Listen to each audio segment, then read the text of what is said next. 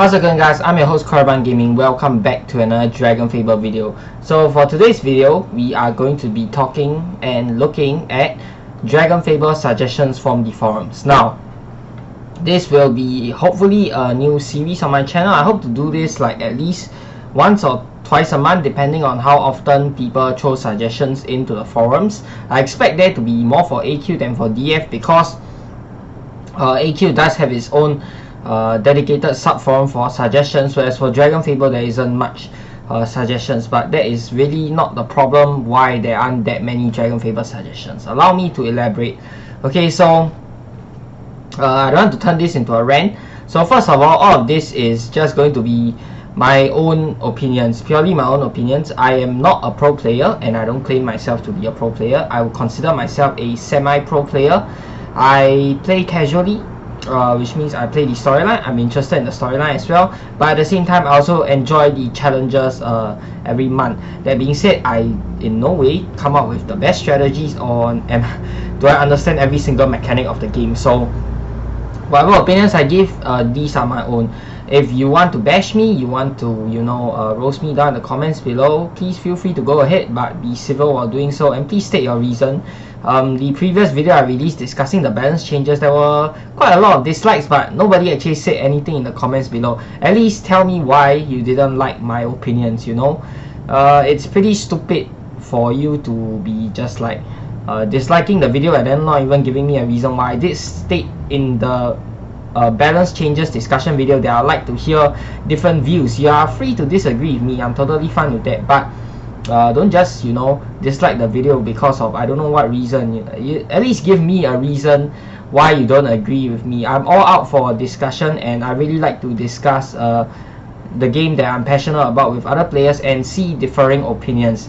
That being said, you can be a nice guy while doing so. You don't have to be a jerk about it, and that is also another reason why we don't see as many suggestions on the forums, I feel like, because a lot of the pros, I don't know if they really mean it or if it's just the way that they convey things. It comes off as pretty rude and being a big jerk when it comes to suggestions on the game. Not many players understand the game on the level that you guys do, so you can be nice about it and guide them along. We were all noobs once. So there isn't a need to start a witch hunt or like whatever it is you guys like to do to the newer players, like just bash them repeatedly without even giving them a proper reason to explain or defend themselves. They don't know everything like you do. So yeah, okay, anyways, now let's get on to the main part of the video. Because Dragon Fable doesn't have a dedicated forum for its suggestions, dedicated sub-forum for its suggestions, all the suggestions go into the general discussion page and I'm trying to dig it out from there. So I'm displaying topics from the last 90 days, that's like from 3 months back. Let's take a look at the first one. Change mana reduction and flee skills of Italian classes and even base classes. Okay, the suggestion is as the title says. Okay, how do I feel about this? Almost every class inside the game has a mana reduction skill and a flee skill. In fact, I would say like 90% of the classes in the game have these two skills in them. Do I think they are useless? Yes, but does it mean that they should be removed? No. Okay, Valerius has actually replied here saying that he is aware that flee and mana targeting skills are not useful. However, the classes are still very complete even with them. Therefore, this is a low priority issue, but it's something I'm aware of. So Valerius acknowledges that this is a problem, and I do agree with this guy and with Valerius as well. Mana targeting and flee skills, almost nobody uses them. Flee skill was made a little bit more useful recently when they implemented the change whereby monsters can actually flee. In the past, monsters almost never flee from you. Okay, but nowadays monsters have a chance to flee from you if you don't kill them when they are at low health. So that could be the, and then it will give you lesser EXP and gold if the monster flees instead of you killing the monster. Alright, that being said, if you're a level 90 max player with a strong DC class or something like that, your final hit will most likely just kill off the monster in one hit anyway. So which is why you don't see those classes having a flee skill. But weaker classes, I could see it being slightly useful, but then again, against boss fights, literally no use at all. Just for general questing, even general questing, I would think that just powering through the monster will be way more useful than using a free skill. And same goes for the mana targeting skills. The only monsters I think of that actually use their mana are perhaps bosses. I think bosses use mana, and that could be useful to drain their mana, but it'll take a long time to do so, and even when you do so, you're probably going to eat a lot of damage as well, and it's probably not a feasible strategy at all. So yeah, mana targeting skills again not very useful. Another use for mana targeting skills I think are the Minx fairies, whereby they can just full heal. They can get really annoying, especially if you don't have enough damage to kill them in one turn because of their full heal, but I can't remember if they use mana. If they do, then perhaps the mana targeting skill could be used specifically for them, because they are pretty hard to take down with the full heal, especially if you're not max level with the strongest equipment. So that is it for this suggestion. Moving on to the next one. Okay, guess and the inn at the Age of Time. So this is in particular is very specific to the inn at the Age of Time. The inn was intended to be a place for challenging content and strategy, and such expected to make full use of a class skills to counter the effect enemy, blah blah blah blah blah. When guesses are invited, the boss may even target a guest and inflict statuses on them. This adds a layer of RNG to the fight, as players who choose to use guests are compelled to reset the fight until all devastating statuses or skills are used on the guest, while player sets out and kills the enemy without a scratch. Really unfair for people who actually take the time to figure out the mechanics, when they could just invite guests, not having to care about a single aspect of the fight besides like the enemy's health. Cheapens the quality of the challenges and their mechanics, and the time taken by devs on making each fight unique and complex, as it completely destroys the complexity on. Feel like a disgusting and unhealthy feature that should probably be banned from the inn. If I recall correctly, they're supposed to be banned from Pandora's Gauntlet, but sadly they aren't, and make this aesthetically and mechanically beautiful fight a pushover that gets steamrolled literally 5 turns with the right setup. It's unfair to a part of the community that actually cares about, and developers who spend so much time and resources working on in content. Okay, I'd like to add, however, the guests aren't unhealthy for the game as a whole. They are really useful if you want to farm for gold EXP and can kill Votabo's machines in one turn, so benefit from charisma boost without losing time. Good for getting low level players through the story, which is a particularly icky phase to have to go through. You can also use them from grinding walls, blah blah blah blah. Okay, so first off, I do agree. For in challenges, I think guests should be banned, definitely. And I don't think there is any challenge in particular that strongly requires you to bring guests or the fight is lost. In fact, most of the challenge videos I have up on my channel, they don't use guests at all, save for a few 1 to 2 videos. I might bring guests in them because I was too lazy to figure out a proper strategy with the main character. But that being said, other people have, and out of all the fights, there isn't a single fight whereby you need to bring guests to win the fight. So yes, I agree with this person that guests should be completely banned from the inn at the Age of Time. Purely for the challenge aspect. For storyline aspect and general questing, yes, you can definitely bring them to help with killing other monsters, and also because guests has been part of the game since the game started, you know. Way back in 2006, or I forgot 2000 and what, when this game was started, you already had the option to invite guests. So don't remove that from the general game, just remove it from the inn. And I feel like that would be pretty fair. So I agree, I fully agree. That being said, I think the wording is a bit, you know, too much. Maybe like put it in a more polite way. Okay, this person is one of the few pros that I'm talking about. Guests are disgusting and unhealthy feature. Okay, you know, you can do without making it sound like this. They did say that wording sounds a bit harsh, and that's not how I intended it to be. Just feel really strongly. Okay, but like I said, this is the problem that I mentioned at the start of the video. Just word it a bit more nicely. I think the suggestion is a good one, definitely a good suggestion, and I fully agree with this suggestion. Okay, so next. Okay, nothing much for me to look at here. Next one. Mr. Nameless, does anybody want to have a duo fight, Mr. Nameless and Sally on the Displaced Fates board? Okay, yes, I would like to see a Mr. Nameless and Sally fight on the Displaced Fates board. If not, a special board for the Meliaras. I know Senescence has been on one of the challenges already, but I haven't seen one for Mr. Nameless and Sally. We might get it for the new board that just came out this week, but I don't know. That'll be interesting to see. Next one. Dragon Element Scythe was a mistake. Okay, ever since they were released, they fulfilled two roles, both to compress the need for 8 elements into one and also to be a strong weapon for all of the 8 main elements. Now, these are great purposes, and the Scythe is probably one of the top things to spend DCs on, but it has a very bad effect on weapon design.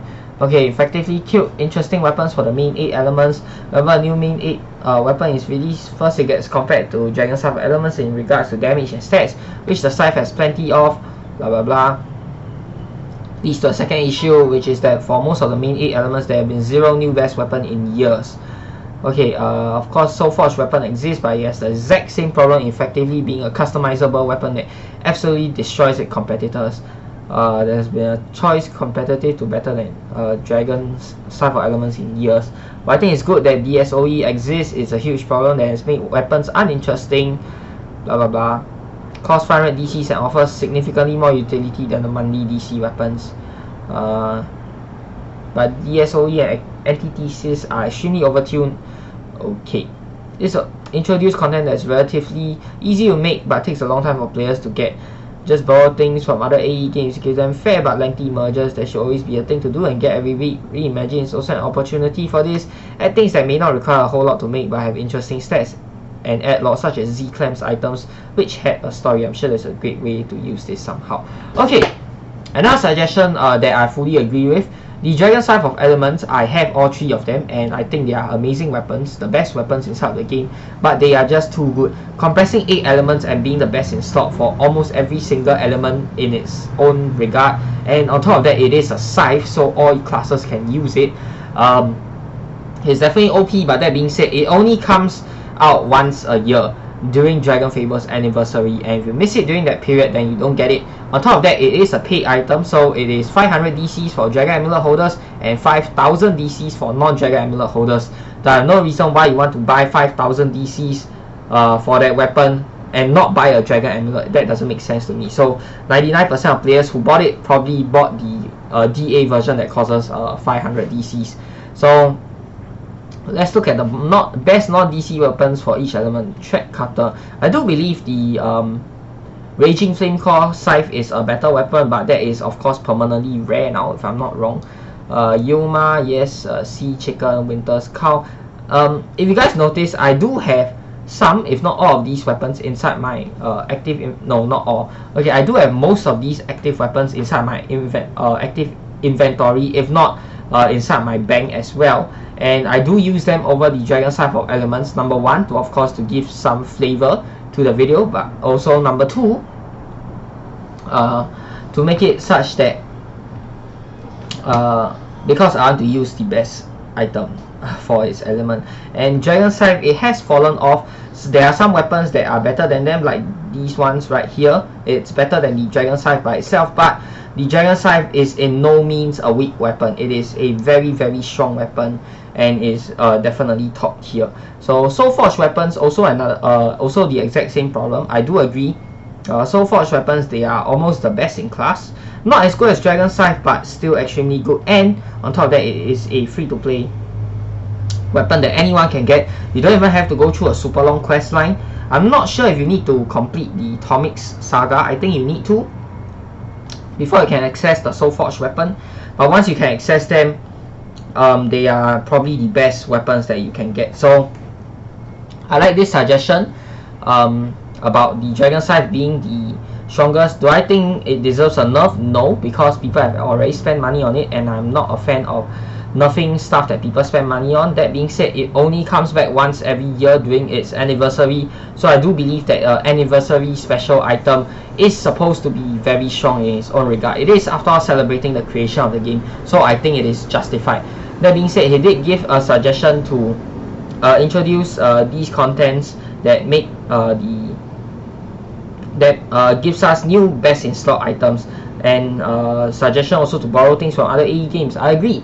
Okay, other AE games, they have some games that have very good artwork, like the AQ Worlds items. They have very, very nice artworks, to be very honest, but AQ Worlds is a game that I never want to go back to. So yes, you can borrow things from AQ Worlds, especially the Legion items from Dage or the Nalgeth items. I think those items have amazing artwork, and you can just tap into that, just give them lengthy merges like what this guy said. You can make it such that people are going to have to grind really hard to get them, but it's going to be worth it. And power creep is a thing in the game, but that being said, again, I do like the idea that we will get new flavor and different best in slot stuff. When new best in slot items like this, if the staff ever considers this and makes it out, I don't want it to be like,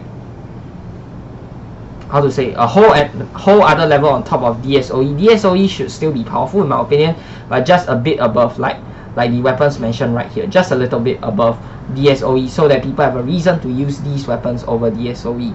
And DSOE, it also compresses 8 other elements, which means you can save up to 7 slots in your inventory, and no other weapon has been able to do that, obviously. So make these best in slot weapons, give them enough reason such that people want to use them over DSOE. Okay, so that is my suggestion. And adding story and flavor to it, of course there is quite a lot more work for the staff, but I agree, I like this suggestion as well. Next one, suggestions of convenience, load item button to, okay, we already have this, I'm not going to talk about that. New armor closet UI, preferably one that shows all the class buttons at the same time or as a list. At the moment, it's really inconvenient. UI is also confusing, especially for players who just bought it. See many people asking how the armor closet works in Discord, and at least some explanation about how it works as a button on the corner of the UI would be nice for those players for now. So now I understand that this might already be planned soon, but as I say, at least a button might be put with an explanation for now. It probably shouldn't take much time and effort. As the latest monthly DC items all cost the same DC cost even though they have level differences, I think there can be a new section called monthly items can be added to Black Market Mogul, and those items can be merged to your upper level sales. I understand that the costs are made the same because people mostly just bought the cheapest version for fashion, but now that they are all the same cost, I think it would be pretty fair if they were mergeable to next levels. Alright, so I won't touch on the first suggestion because it's already been implemented in the game. Second suggestion, yes, I agree, armor closet UI. Definitely want to have this. The armor closet has not received an update since its introduction, and I think it's slowly falling off as a thing that you don't really need to spend DCs on because of the fact of the save and load items button inside your active inventory. There isn't even a need for orb of saving anymore. So I think the armor closet UI does deserve an update. Maybe make it more user friendly like what this person says, give it a bit more flavor, a bit more fanciful stuff, you know, so that people have a reason to buy it. I can't justify spending 1000 DCs now knowing that a button, you can do the exact same thing from inside your active inventory. You don't even need to go to your house for that. So armor closet definitely needs an update because all the players who bought it now after the new save and load items button came out, it's pretty much a useless piece of furniture just sitting right there. Of course, most furnitures are there for aesthetic, but it doesn't hurt to give it a small little upgrade. Alright, next one, monthly DC items. This one, I agree, but I think it's a lot of work. Okay, but then again, the staff are only releasing new weapons once a month, so I think this is a reasonable request. Okay,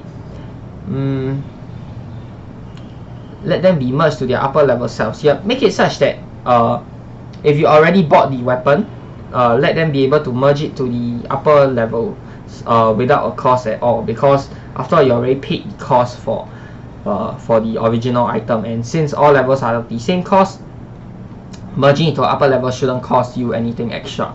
So I agree with this suggestion, and I'd like to see inside the game as well. Next one, add 5 natural stat points. Always when we have a level cap increase, you end up having one stat be 45, 95, blah blah blah blah blah. Yes, I'm all for this. Just to make the numbers nicer, no real reason. 5 extra stat points aren't going to break the game. So yes, I would like to see that. Fix badges that are erroneous, such as not showing up after you earn them, and badges that are coming soon, especially Warmonger badges, which makes retroactive. Yes, I agree. But then the staff has said that badges serve no real purpose other than it being there for aesthetics, and it's pretty hard to make the badges. So this is something that we might not be able to see, or we might not see in the near future, because there is no real reward for the badges. Ooh, that being said, I do have a suggestion. Something just came up to me. Maybe give a player a certain small reward for getting badges. I know I'm going to get roasted for doing this, but give them a bit of DCs for getting the badge. Yes, maybe not the story badges, maybe the badges that are harder to get, like the challenge badges. Reward the players with a bit of DCs, not too much. 100 DCs per badge, I think that's a reasonable amount. Maybe more DCs for harder badges, like the challenge badges, maybe they could award you with 500 DCs. Then the storyline badges, maybe they'll give you something small like 10 DCs, you know, that sort of thing. I think it'll be nice, but of course, this gives players another reason to work towards having a badge rather than just the badge just being there, okay, or you know, add shops to the badges whereby you can unlock some special items. I know AQ Worlds has that, but it doesn't really fit in with DF because there are some badges whereby you need to kill monsters to get to the badge, and killing the monsters, they already give you a good reward by themselves. So I'm thinking maybe reward the players with something for getting the badges, and I think a small amount of DCs would be really nice. Okay, I don't think it's going to be abusable. Maybe you can cap the maximum amount of DCs you can get from all badges inside the game to be something like 2,000. That's not a lot of DCs you can earn from badges, and I think it'll be a great way to encourage people to work towards the badges. Okay, next one, add badges for gold earn. Yep, this is another nice suggestion that I like. Add number of dragon coins characters possessed to character pages, another small quality of life change, though I don't think this is important at all or adds any real value to the game. Adding DC characters possessed to character pages, I don't think that's really needed. Okay, so I'm not a fan of that suggestion. It's just more work for basically nothing. Update defender shop with ranks, this is what, 16, 26, 27, 28, X is 10, right? Or X is 20, I can't remember. My god, whatever. With level 80, 85, 90 version 4, Elemental Unity Defender. This one, Elemental Unity Defender is already the best trinket inside the game. Does it need update now? No, I don't think so. Does it need a higher level now? No, because it's already the strongest item inside the game. If they update it, I expect the stat differences to be very, very minimal, and of course the cost to be huge in terms of defenders medal. So I don't really think it's needed right now. Maybe when they increase the level cap to 100, then you can add these in, but right now I think they are in a good place. Elemental Unity Defender doesn't need an update. They are already the strongest trinket inside of the game, stat wise, and it's only like level 77. Okay, so yeah, I think this isn't needed. Elite Doom Knight Cloak, Doom Knight required level 90. Okay, cost Doom Knight Cloak plus Elpis plus Wings of the Unraveler 3 plus Chaos Weaver's Cloak 3. DC item. This I'm already not a fan of. The fact that you need, okay, that being said, the Doom Knight Cloak is a paid item, so okay, but I don't like the fact that you have to spend DCs on another item just to get this new item. Okay, alright, don't like the aspect of that. Let's look at the stats. Okay, pretty insane top tier stats. Okay, yeah, my issue here is Darkness 20, Light 20, all plus 10. It's really with the all plus 10. That's just insane. The fact that you can get 30 light and dark resistance total from this cloak alone, I think that's too much. Maybe remove the light and dark resist, just keep the all resist, that would have been fine. Or remove the all resist, just keep the darkness and light resist, that would have been fine. Having both together, that's too much. It's too strong, definitely, regardless of the cost. But anyways, I'm not a fan of the cost either. This, if they were to implement this, the cost needs tuning, the stats definitely need a bit of tuning as well.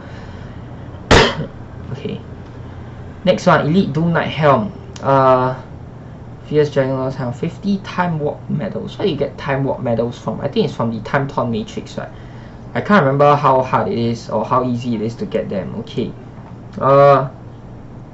stat wise, pretty insane stats. Crit plus 20, this is crazy.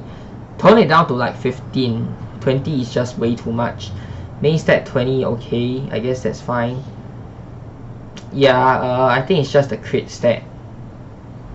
Maybe darkness and light resistance not that high either, 15, since you're getting fire, 10 as well. Other than that, I think the rest is okay for the cost. Next, level 80 Ice Vanilla Ice Katana to be able to upgrade to level 90. Stats up to devs, 5% proc for special. Do I have the Ice Katana? Yes, I do. Okay. The Ice Katana is pretty much used for its special only. It's not a best in slot for ice weapon, so I don't use it. And even so, I don't really use the Ice Katana for its special. It's a very strong special. Okay, level 90. I think that'll be a nice change. That's fine. Okay, Warmonger badges. Alright, this one is the same as just now. That guy, what that guy said about war badges. Alright, next one. The last one here. Alright, everybody knows that if you die in a quest in battle, ends as a loss and returns you to the start of the quest with 1 HP. I know some casual players have it.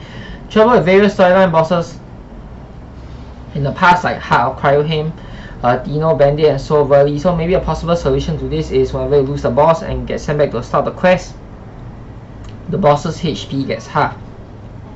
This could be a very good solution for most casual players to progress through the story whenever or if ever they struggle with a storyline boss, which allowing any gimmicks difficulty to be retained for enjoyment of other players. Of course, when the quest is completed, boss's HP returns to normal, and this obviously does not apply to any of the chicken cow armors. What are everybody's thoughts? Do people like this idea? No, I don't like this idea because you are basically cheapening the boss. I don't like that idea.